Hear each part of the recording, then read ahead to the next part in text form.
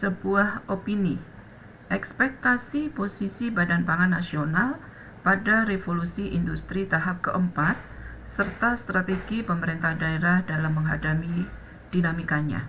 Ditulis oleh Yayu Farida Baliwati untuk mbaworks.com. Sedikit perkenalan, saya adalah dosen di Departemen Gizi Masyarakat Fakultas Ekologi Manusia IPB University, juga sebagai Ketua Tim Peneliti Kebijakan Food Loss and Food Waste di Jawa Barat, kerjasama dengan UNPAGE, tenaga ahli kebijakan ketahanan pangan dan gizi di Dinas Ketahanan Pangan dan Peternakan Jawa Barat, anggota Tim Pengembangan Sistem Informasi Pangan di Jawa Barat, serta anggota Tim Penyusun Angka Konsumsi Ikan di Kementerian Kelautan dan Perikanan. Nah, berbicara tentang sistem informasi pangan, diatur oleh Undang-Undang Pangan Nomor 18 Tahun 2012 tentang pangan, yang merupakan salah satu dari 12 lingkup pengaturan penyelenggaraan pangan. Nah, ini akan diatur lebih lanjut di pasal 5. Kemudian juga diatur oleh Peraturan Pemerintah Nomor 17 Tahun 2015 tentang Ketahanan Pangan dan Gizi. Di sini disebutkan tentang Sistem Informasi Pangan dan Gizi, yang merupakan salah satu dari 7 ruang lingkup pengaturan di peraturan pemerintah tersebut. Tentunya secara pasti ada di pasal 2. Kemudian, Sistem Informasi Pangan juga merupakan salah satu dari 11 fungsi Badan Pangan Nasional. Ini diatur oleh Peraturan Presiden Nomor 66 Tahun 2021, tepatnya di pasal 3. Penyelenggaraan pangan menurut Undang-Undang Pangan adalah kegiatan perencanaan, pelaksanaan, dan pengawasan dalam penyediaan, keterjangkauan, pemenuhan konsumsi pangan dan gizi, serta keamanan pangan dengan melibatkan peran serta masyarakat yang terkoordinasi dan terpadu. Nah, mari kita lihat salah satu lingkup penyelenggaraan pangan adalah sistem informasi pangan. Selain itu ada perencanaan pangan, ketersediaan pangan, konsumsi pangan, keterjangkauan, keamanan pangan, label dan iklan pangan, pengawasan, penyidikan, peran serta masyarakat, kelembagaan, dan litbang pangan. Jadi di sini jelas bahwa sistem informasi pangan merupakan salah satu lingkup dari penyelenggaraan pangan menurut Undang-Undang Pangan. Nah, bagaimana posisi sistem informasi pangan menurut PP tentang ketahanan pangan dan gizi? Sama seperti halnya di Undang-Undang Pangan, dijabarkan menurut PP ini, maka sistem informasi pangan merupakan salah satu lingkup pengaturan di dalam PP tersebut.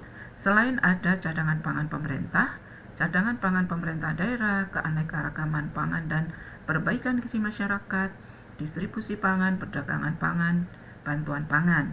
Selain itu ada kesiapsiagaan krisis pangan dan penanggulangannya, pengawasan, peran serta masyarakat.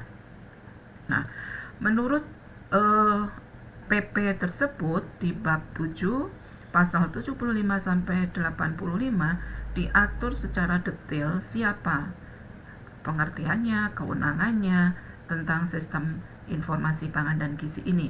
Pasal 76 ini menjelaskan tentang pengertian sistem informasi pangan dan gizi. Kemudian pemerintah daerah, provinsi, kabupaten, kota sesuai dengan kewenangannya berkewajiban membangun, menyusun, dan mengembangkan sistem informasi pangan dan gizi secara terintegrasi. Kemudian siapa pelaksana di tingkat provinsi? Adalah satuan perangkat daerah yang melaksanakan tugas atau menjalankan fungsi di bidang ketahanan pangan. Begitu pula di tingkat kabupaten kota, sistem informasi pangan dan gizi ini dikembangkan, diselenggarakan oleh satuan kerja perangkat daerah yang melaksanakan tugas atau menyelenggarakan fungsi di bidang ketahanan pangan. Nah, kegunaannya apa? Satu, untuk perencanaan pangan tentunya. Kemudian untuk monitoring dan evaluasi, untuk stabilisasi pasokan dan harga pangan, dan tentunya untuk pengembangan sistem informasi peringatan dini terhadap masalah pangan dan kerawanan pangan dan gizi. Isi dari informasi pangan dan gizi ini minimal mencakup jenis produk pangan, neraca pangan, yang disusun melalui neraca bahan makanan atau prognosa pangan. Kemudian letak luas wilayah kawasan produksi pangan, juga permintaan pasar, peluang dan tantangan pasar, produksi pangan, harga pangan, konsumsi pangan, status gizi, ekspor dan impor pangan, perkiraan pasokan pangan, perkiraan musim tanam dan musim panen, perkiraan iklim, teknologi pangan, kebutuhan pangan di setiap daerah, serta perkiraan musim tangkapan ikan. Ini beberapa contoh best practice yang sudah bekerjasama dengan kami untuk pengembangan sistem informasi pangan. Di Kabupaten Bandung ini merupakan sebuah inovasi daerah untuk mencatat harga dan pasokan pangan yang memberikan informasi secara real time untuk pengambilan keputusan. Jadi tidak sekedar mentranslate data konvensional menjadi data digital, tapi merupakan sebuah sistem yang menyajikan untuk pengambilan keputusan. Kemudian yang kedua adalah pemerintah Kota Pekanbaru yang mengembangkan CDFA. Nah, ini secara kewilayahan spasial, bagaimana kita mengetahui daerah-daerah yang perlu diprioritaskan untuk mendapatkan intervensi supaya tidak berlanjut menjadi permasalahan gizi yang lebih parah. Barangkali itu, terima kasih. Sampai jumpa pada ulasan berikutnya.